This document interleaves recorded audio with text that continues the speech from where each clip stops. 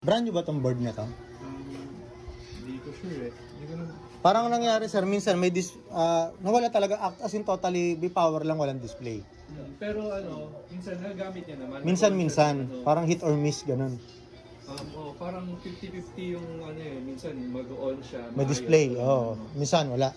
Minsan wala, oo. Tapos kunyari, pagka-on niya, gagamitin niya, tapos i-idle niya konti, kunyari, kakain lunch. Pagkabalik niya, kunyari, nag-sleep, tapos 3 na yung i-on. Wala na. Wala nang display, powered na lang meron. Mm.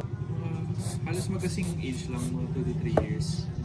2 to 3 years. Yung case yung pinakamatanda sa kanila. 5 years ago.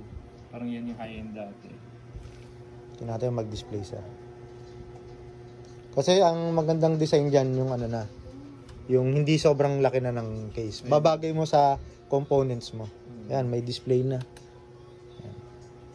Ito talaga, lifesaver to, tsaka yung pambura ng lapis eh. Follower natin si Sir Dom, sir.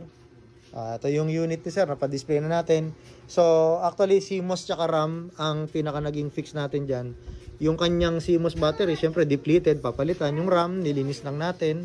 So, ayun, may display na. Sir, okay na ba yung PC mo? Kamusta naman, sir? Okay naman. Goods naman. Goods na, sir. Ayan. So, quick fix lang naman to, guys. Siyempre, minor, hindi naman napapagastos sa malaki. Wag lang, sir, yung masisira yung cards. Kasi, yun talaga mapapagastos. So, all in all, problem solved na yan, guys.